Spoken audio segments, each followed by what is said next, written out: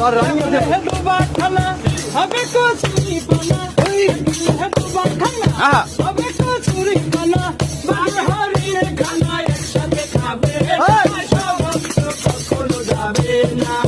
আমার স্বভাব কখনো যাবে না